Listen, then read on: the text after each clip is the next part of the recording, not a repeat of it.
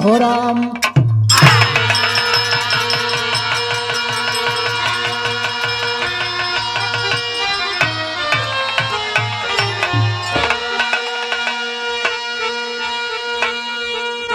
प्रिय श्रोता बंधु, मैं भोजपुरी बिरहा गायक कलाकार देवेंद्र यादव, प्यार से लोग दीवान कहलन,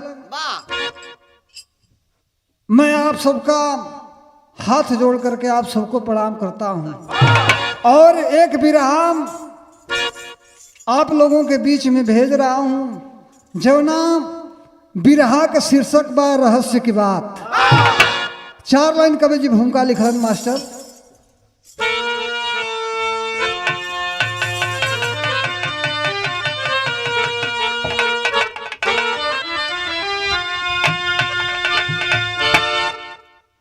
जिंदगी जीव जीवन वही धन्य है, पथ भ्रमित नाम हुआ जो कभी राह से, पगु को आगे निरंतर बढ़ाता रहा, लक्ष्य भेदल किया जो कभी चाह से, मान सम्मान कुल का जो रखे सदा, भाग्य किसको कहाँ ले चली जाती है, आज्ञाकारी जो सरवन सबेरा मिला,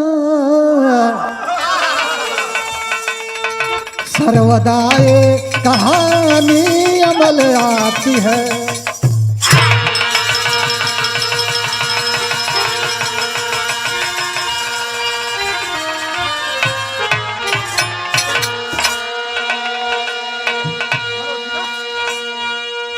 भाग्य किसको कहाँ ले चली जाती है, सर्वदा ये कहानी अमल आती है। एक लाइन कव्वाली का अंदाज में मास्टर।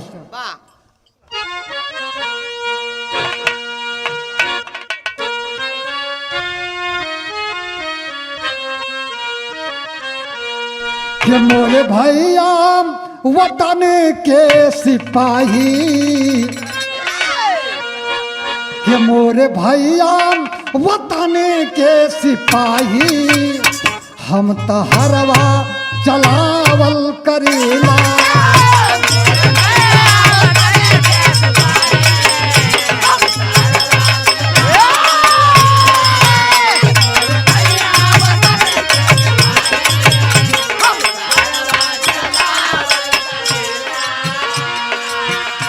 मोरे भैया वतन के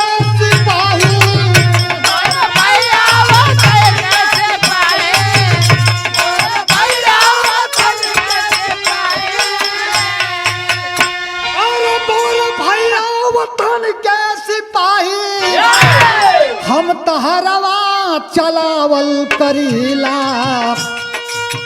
तोप बंदूक भैया के सोहे, तोप बंदूक भैया के सोहे, हम तो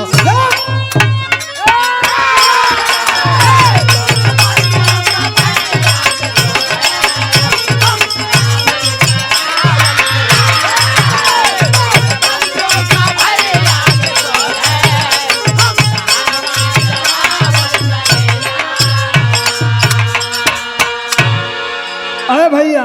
लेकिन बिरहा के लाइन में कवि जी भाव लिखलन कैसे, कि मान सम्मान मिलता जहां में, मान सम्मान मिलता जहां में, कायम इतिहास साक्षी गवाही,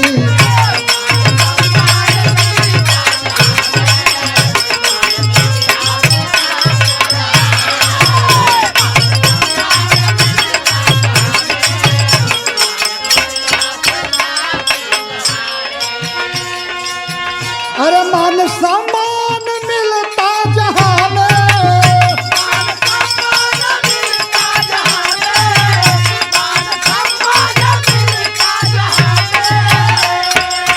अरे मान सम्मान मिलता जहां में, कायम इतिहास साक्षी गवाही, पद प्रतिष्ठा मिला जिसको यारो, पद प्रतिष्ठा मिला जिसको यारो, जो न माना उसे है तबाही।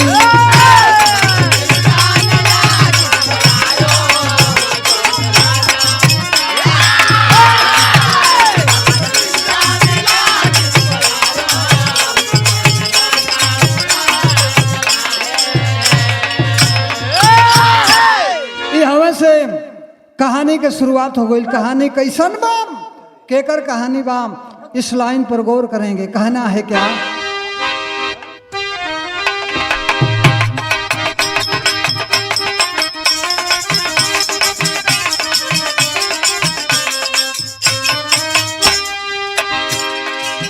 जिंदगी 4 दिन का ना कोई ठिकाना है, यहाँ पर जो भी आया उसको एक दिन जाना है।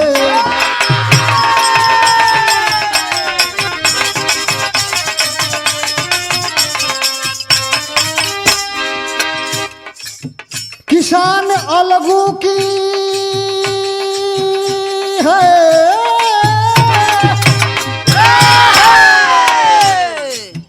किसान अलगू की आ गई बुढ़ाई है, अंतिम समय में मन में जुक्ति आई है।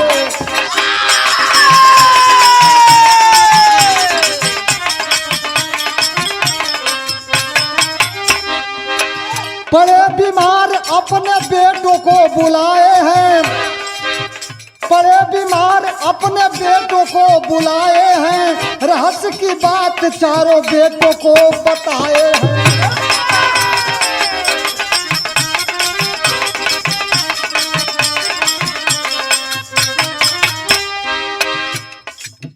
कभी विपत्ति आए हंसते हंसते सह लेना, कभी विपत्ति आए हंसते हंसते सह लेना, किसी तरह से एकजुट हो के रह लेना।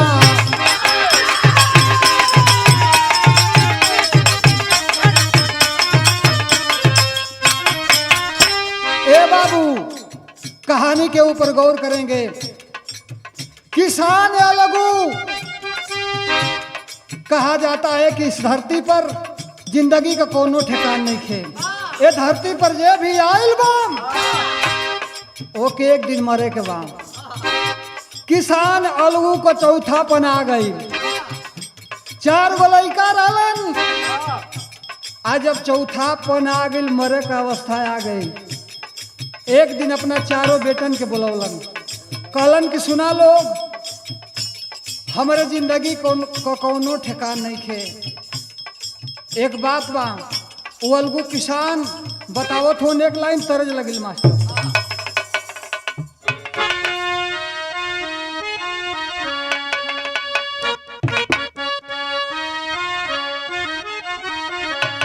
आओ एक गीतिया का लाइन बा कि अरे डूबी मारब ए राजा, अरे डूबी मारब ए सैया, जही बजो पूर्व की दसवा।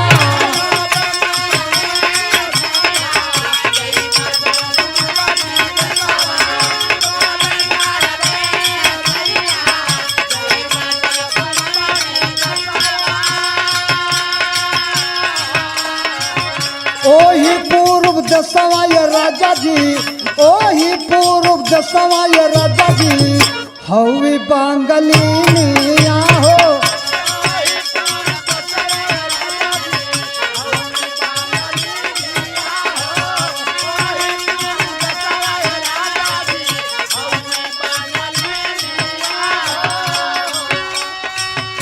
जदुआ चलाई जनवा ले ली है राजा, जदुआ चलाई जनवा ले ली है राजा, जही बजो पूर्व की दसवा।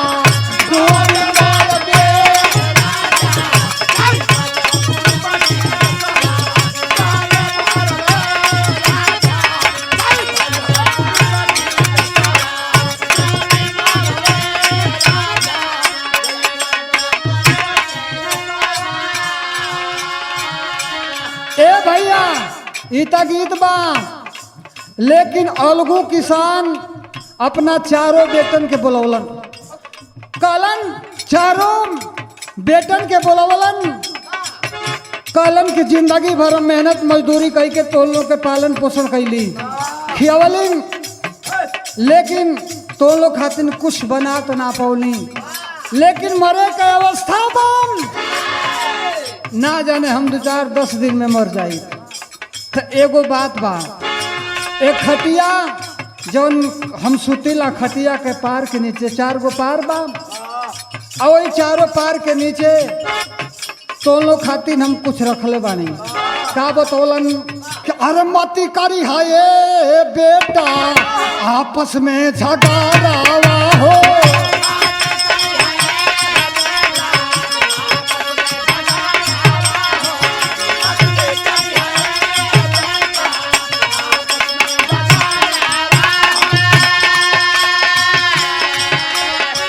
अरे खटिया के पाया तले गड़ली दावलातिया हो,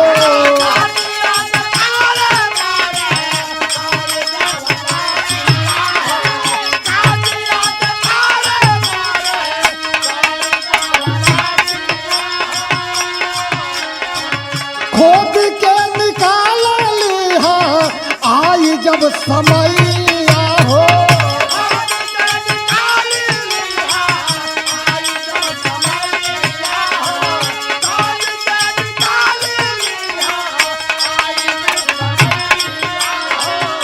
जिंदगी के कोई लिहा वही से गुजरवा ये बेटा, जिंदगी के कोई लिहा वही से गुजरवा ये बेटा, माफी करी है बेटा आपस में झगड़ा।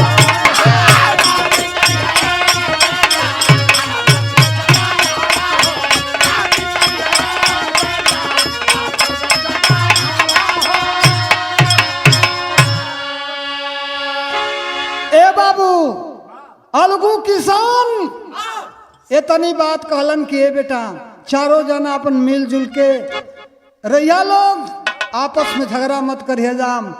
आ तो लोग खातिन एक खटिया के पार के नीचे हम कुछ गलले बानी रखले बानी, एक एक पार के नीचे कम जौन बा कि तो लोग खोद के निकाल लिया लोग सामान बा। बतावत हुवन धीरे धीरे भइल का, अरे कुछ दिन पाता भइले बाबू के मरहना हो,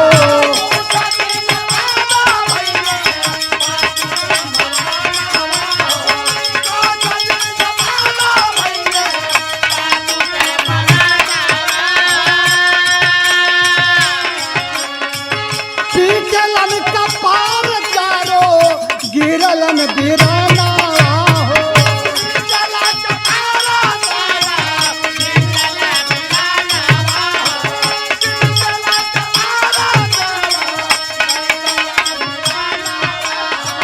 समझ में आवे कैसे, समझ में आवे कैसे बाटबे बखरवा बेटा, माफी करी है बेटा आपस में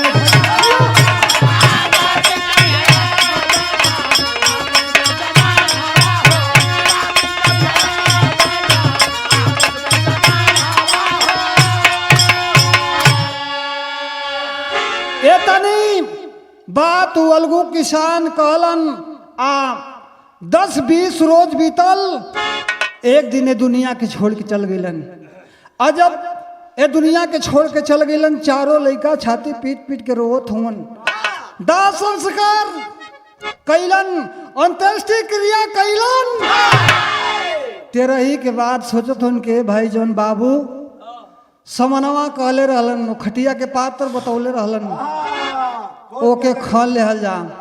देखे चारों लड़का खने लगलन, पहिलका पार के नीचे खनलन तो धान के भूसी मिलल, दूसरका पार के नीचे कागज के रद्दी टुकड़ा मिलल, तीसरका पार के नीचे हड्डी मिलल, और चौथका पार के नीचे द्रव्य सर्फी सोना चांदी मिलल।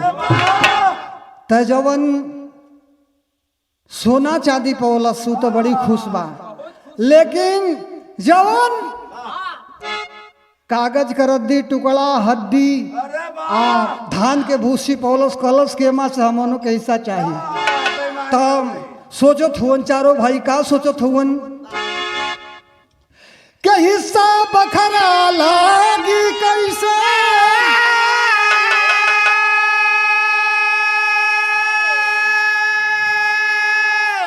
अरे तनिक समझ ना आई,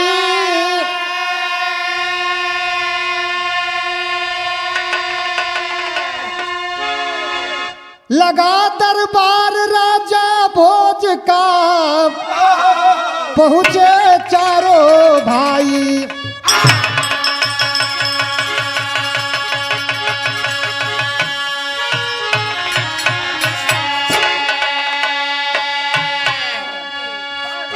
चारों भाई आपस में झगड़ा करे लगलन, सोचलन अपने में विचार विमर्श बनौलन कि अब एजा बखरा ना लगी। भोजपुर के राजा भोज बड़ा धर्मात्मा हुआ, न्याय प्रिय हुवन, उन्हीं के दरबार में चलल जाइए वही जा जौन बा के हमन का हिस्सा लागी।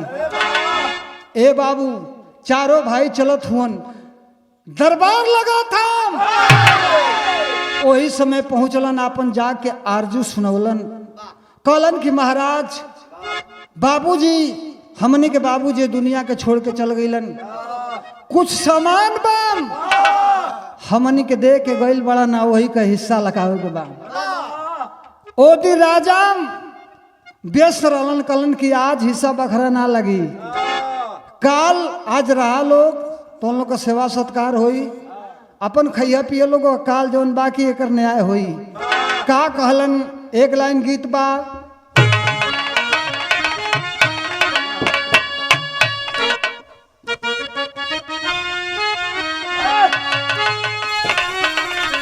और है गीतिया का लाइन बा,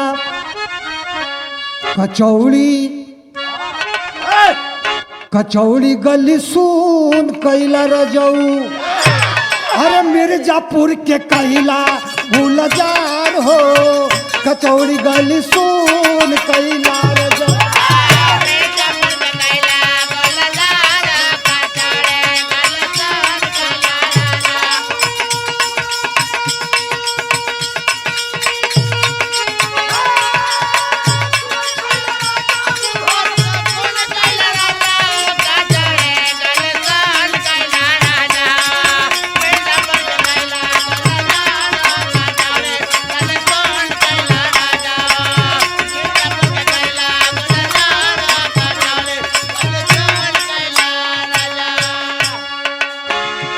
राजा मंत्री के आदेश दिलन, कहलन कि यहाँ लोग के आज राख, सेवा सत्कार करम, अकाल इन्हीं लोग के न्याय होई।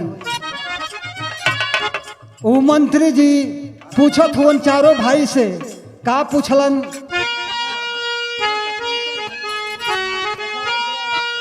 अरे का खैबा बबुआ, अरे का खैबा बबुआ की भोजनवा में का खैबा बबुआ, अरे पुआ पकवान मिष्ठान हो, भोजनवा में का खैबा बबुआ।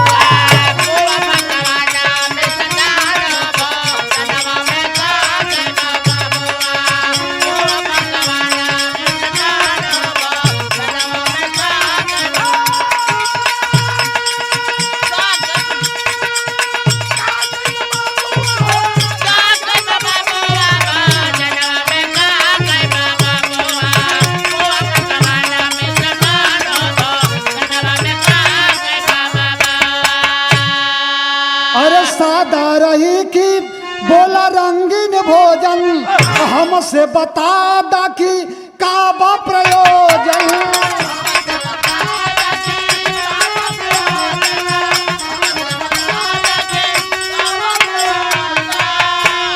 अरे हमसे बता दा कि का बा प्रयोजन, भोजनवा में का खैबा बबुआ, मछली मीट मुरू गजरान हो, भोजनवा में का खैबा।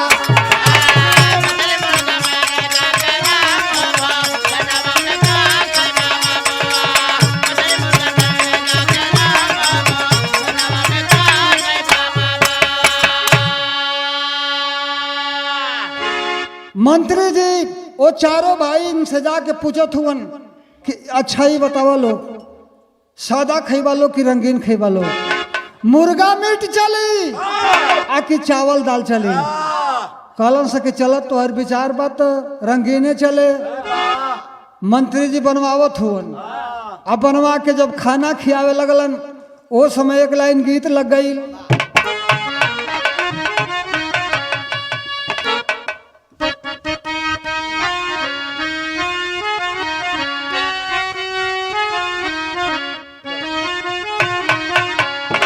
वह गीतिया के लाइन बा के सरंगिया वाले कडेरावा,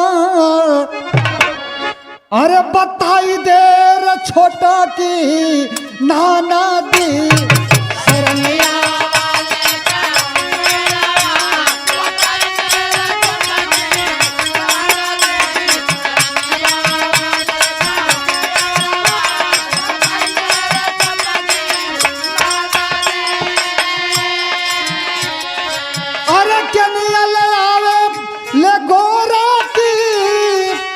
हाय के नियल आवे पतर की, के नियल आवे सरंगिया वाला बताई दे छोटा की नाना दी के नियल।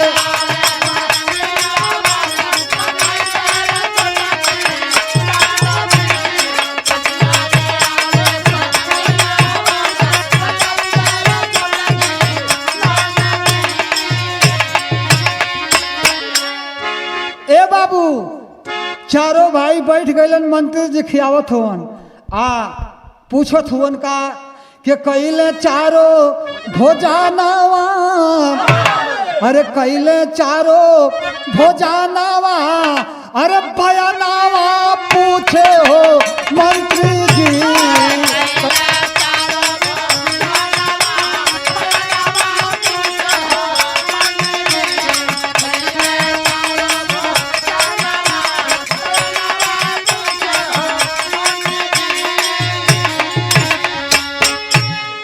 मंत्री जी पूछत हुवन कि अच्छा ही बताओ लोग भोजन बढ़िया बनल बा ना। पहला बतावत बा कि हाँ भोजन तो बढ़िया बनल बा, लेकिन बात का बा बतौलस कि अरे भोजन अच्छा बनल रहल पर अरे चावल बासी रहले हो।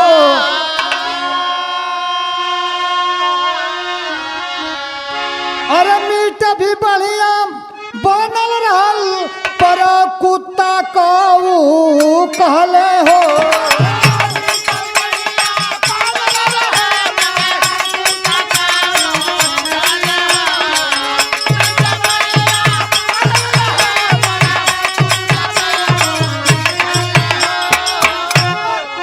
लागत बघियुआ जूठा नवा, लागत बघियुआ जूठा नवा, बयानवा पूछे हो मंत्री जी।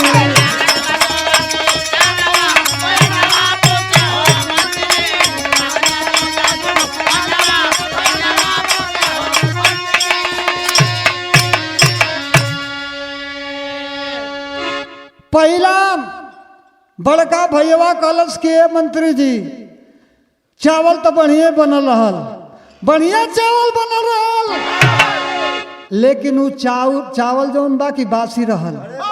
दूसर का कहलस कि मीट भी बढ़िया बनल रहल, लेकिन वो मीट खस्सी का ना रहल, कुकुर का रहल, कुत्ता के रहल। तीसर का कहलस कि घी जौन डालल रहल चावल में वो बढ़िया रहल, लेकिन घीवा झूठ रहल। आगे चौथ का एक थे बड़ी लगाऊ बात कह दिलस। का कहलस? अरे दो गला राजम हवन तबले अब बोलल छोटका भाई।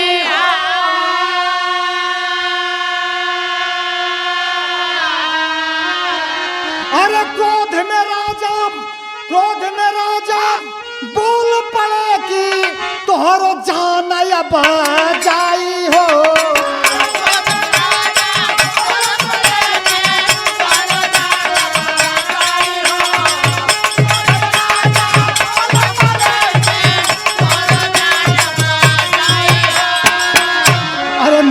में जई है पारानवा, नाक में जई है पारानवा पवनवा।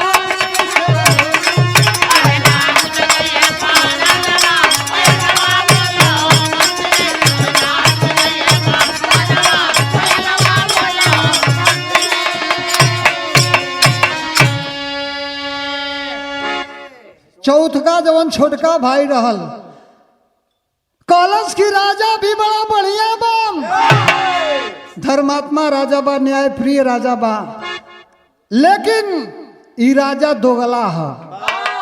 अरे बाप रे बाप, अब ले तो ठीक रहल। मंत्री जी से राजा पूछत उनका हो खाना खियौला है नाम का कहतल सा। मंत्री जी बात बतौलन, लेकिन एगो बात ना बताओ थुवन, उहे जवन कहले रहल कि राजा तो बड़ा बढ़िया है लेकिन दोगला है। राजा कहने लगे कि नहीं बताओ। कलश के महाराज आप केहू दोगला बनावत रहल त इतनी बतिया जब राजा सुनलन, ओ समय बिरहा के शैली में लिखल गई।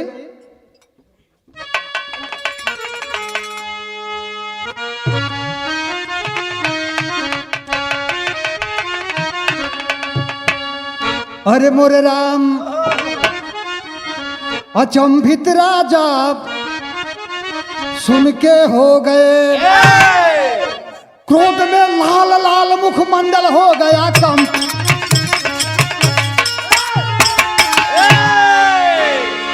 कि अरे क्रोधावेश में राजा हो, अरे क्रोधावेश में राजा हो, तब सच्ची बात सुनाए हैं।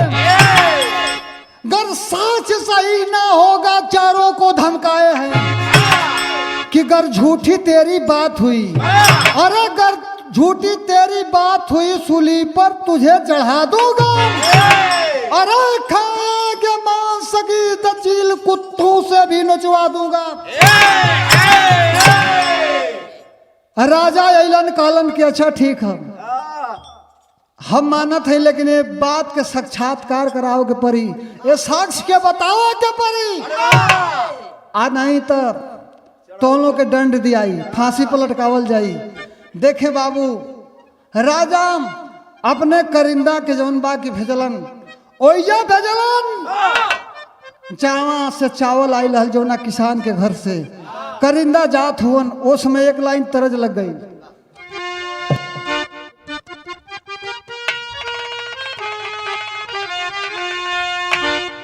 के पिया परदेसी न भावे सवनवा, अरे बिरही बनल बासे जारिया हो। अब उड़ी उड़ी जुलिया चरिया। अरे भैया, वो किसान के लगे गईलन। किसान से करिंदा पूछा था वन कि रे आखिर तू कैसन चावल दिले रहला? बासी चावल आल। कलश की ना महाराज, हम ना साहेब, हम बासी चावल तो ना दिल हली, लेकिन एगो बात के सकबा। उका बतौलस,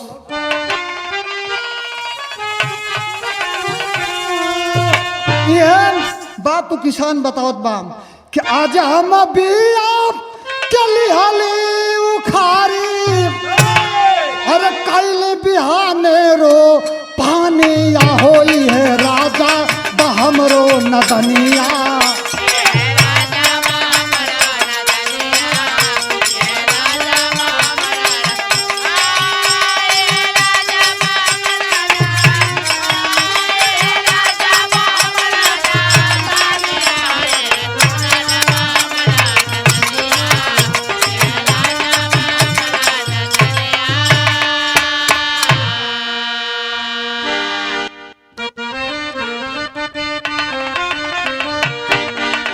के थरा थरा तो चिकावा बोला है बतिया, अब बजर गिरल आई गैली या फतिया।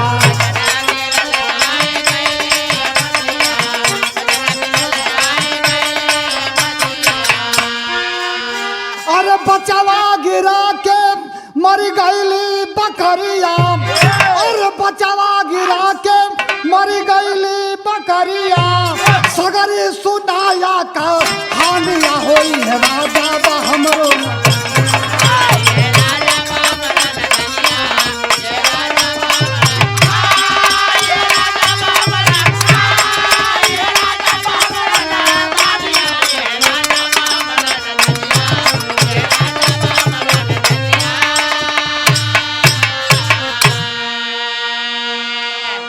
बाबू चिकवा से पूछा था राजा का करीना कलश किए साहेब हम तो खसिए का मीट देले रहलीन लेकिन हो सके एगो बात का शंका बा जवना खसू का मीट देले रहलीन ओकर माई जन्म दे के आ मर गई तब हो सके एक से कुत्ती रहल वो कुत्ती का दूध पी ले होके तो एक हम मानता नहीं लेकिन आगे का बतावत हुआ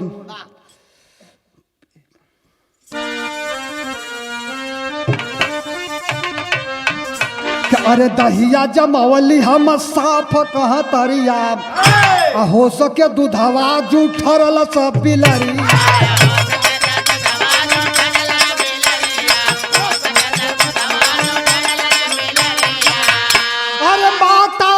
अपने बुला कर के राजा अरे माता को अपने बुला कर के राजा अरे सच्ची सुनाए का हानिया की है राजा बा हमरो न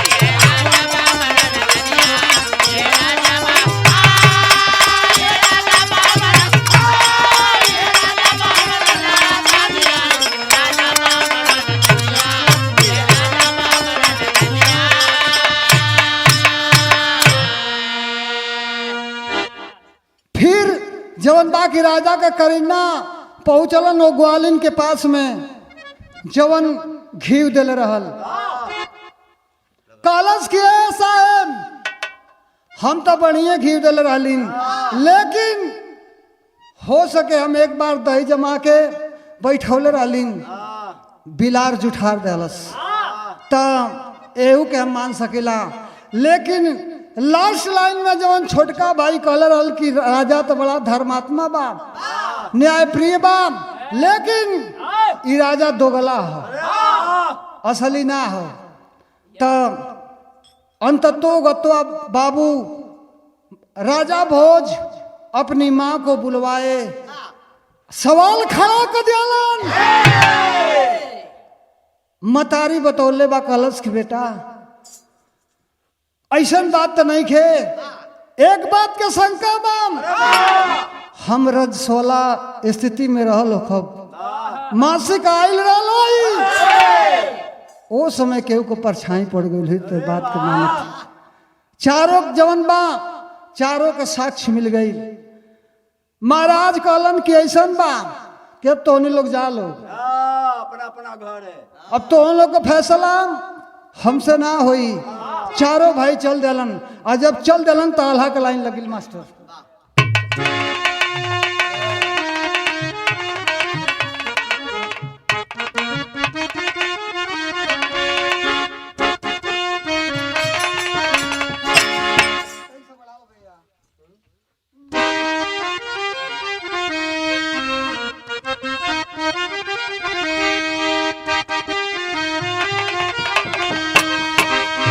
अरे केहू के न रहल केहू के न रहल हम रही दुनिया में भैया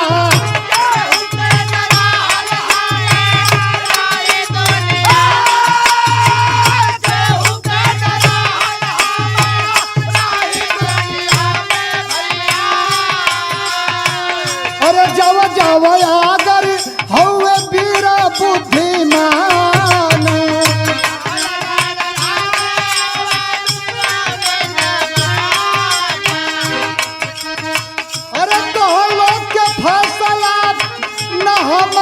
से होई बाबू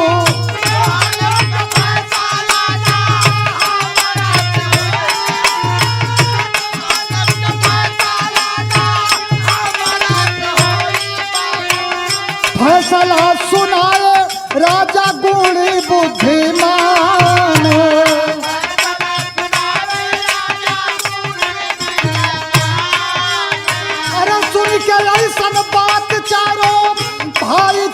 दिहले भैया।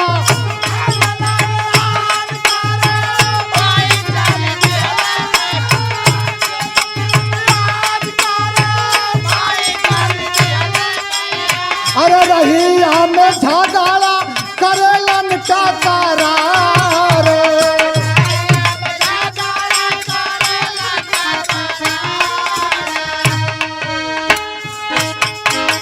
ए बाबू राजा कहलन तो लोग का फैसला अब हम ना कर पाई। चारों भाई चल दिलन जंगल के बीचों बीच रास्ता बा, वही रास्ता के पकड़लन। आ जवन छोटका भैया सोना चांदी द्रव्य पौले बा, कहलन की तोके देवे के पड़ी। ई बाबूजी का धन रहल, ए महामनी का चारों जना का हिस्सा होई। आपस में झगड़ा करत हुवन। आ तौले वही जंगलवा में लइका 10-20 गो गाय भैंस बकरी लेके चल दिलन चरावे। चरावत हुवन। एक ठे बहुत बड़ियार भीटा बा, वही भीटा के करीब बैठ के आउ लइका आपस में चोर सिपाही खेलत हुवन। 4 गो सिपाही बन गईलन, 4 गो चोर बन गईलन। आ जवन ओमा सबसे होशियार एक ठे लइका बा, उ राजा बन गई। वही भीटा पर बैठ गई। आ अपने सिपाहियन के आदेश दियालस के जाओ चोरों को पकड़ लाओ। वो चोरवा बैठल हवन, सब लुकाई ललन सा। उन्होंने के 4 गो जवन बालक रूपी सिपाही बनल हुवन, पकड़त हुवन। आ तवलम वही में झगड़ा करती चारों भैया जात हुवन। ओ बालक रूपी राजा जो भीटा पर बैठा था आदेश दिया कलश की पकड़ लो इन चारों को। आज जब चारों के वो पकड़ल सा वो बालक रूपी सिपाही तो भइल का, अरे खेलत चरवा रहल चोर सिपहिया।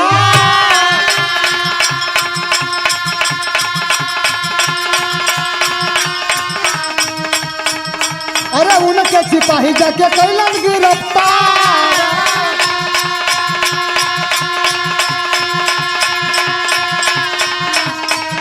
अरे भिटावा के ऊपर राजा बैठे तो निघरिया।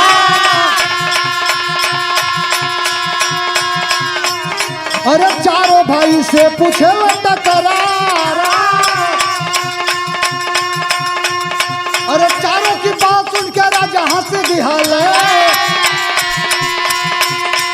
अरे रहे तोरे बाबू कई है विचार हो।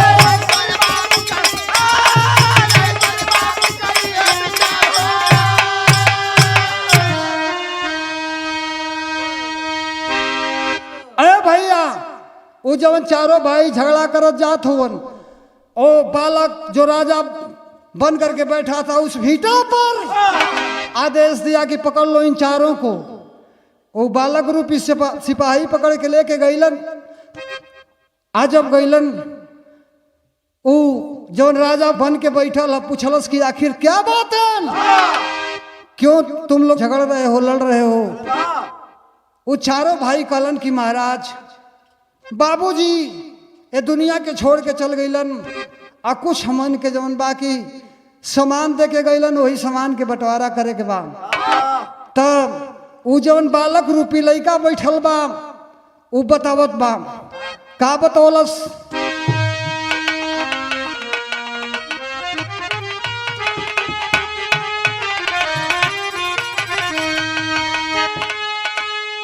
उ लइका कलश के तोलनो के बाबू कही है विचार रहल।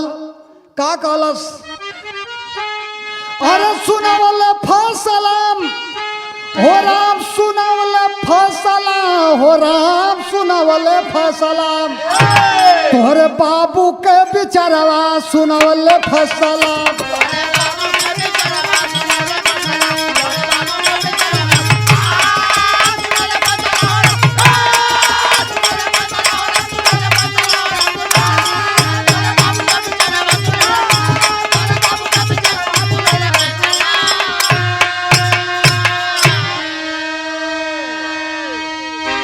चारों भाई अपन अपन सामान बतौलन। तो वो बालक रूपी राजा जो बैठल बा भीटा पर बतावत बा कि तोलनो के बाबू कही है विचार रहल।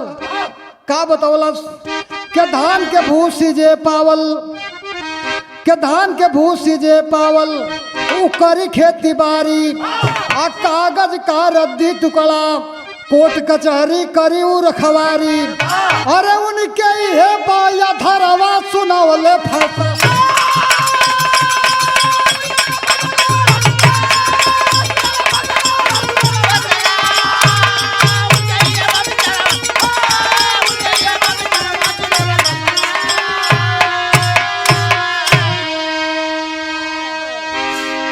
कलन की धान के भूसी जे पावल उ खेती बाड़ी करी।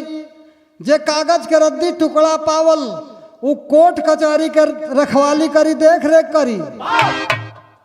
आगे बताओ थुवन के हड्डी मिली है जिसको सुन लो करला तुम व्यापारी। अद्रव्य मिला है जिसको सुन लो फूटी किस्मत तुम्हारी। तो उनके यह बाय धर्म सुनवल फैसला। कलन की जे द्रव्य पावल ओकर किस्मत फूट गई। एवनी बात के जानकारी राजा भोज के मिलल की जौने बात का फैसला हम ना कपौली। ओ भीटा पर जवन लइका बा चरवाहा का लइका बम ओ बात के बता देहलस। राजा भोज अपने सैनिकों को आदेश दिए घेर लो इस पूरे भीटा को। भीटा के घेरवला न कैलन का कि भोज राजा को पता चला चरवाहे की चतुराई। अब भीटा के अंदर कोई खासियत है गुणकारी। राजा सोचत हुवन कि भीटा के नीचे कोनो खासियत बा जौनी बात के एक से एक गुणी विद्वान हम ना फैसला कपौली। आखिर लइका कैसे फैसला कर दे बता दे। तब यह सोचत हुवन कि भीटा के अंदर कोई खासियत है गुणकारी। अरे पड़ल पुलिस के पहरावा सुनावल।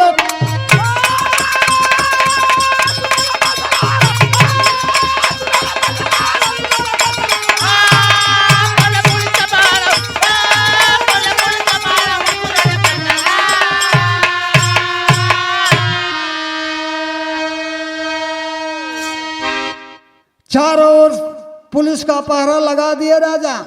और भीटा के लगलन खनवावे। आज जब 20-30 फुट भीटा खनाइल तो ओमा से एक सिंहासन निकल बा। और सिंहासन रहल के कर राजा विक्रमादित्य का। ओ इस सिंहासन से ओ राजा के जौन बालक जौन राजा बन के बैठल बा के सीख मिलत रहल। और वही से वो बतौलस देखे बाबू उस सिंहासन को निकलवाए राजा भोज और ले जा करके वही सिंहासन पर बैठ के न्याय करस।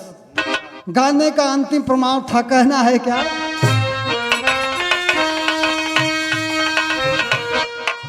कि जय जखाड़ गुरु जद्दू लवटन की लहरे फुलवा।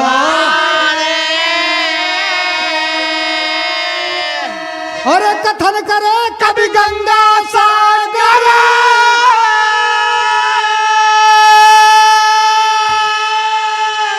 अरे सुबास की तैयारी हो।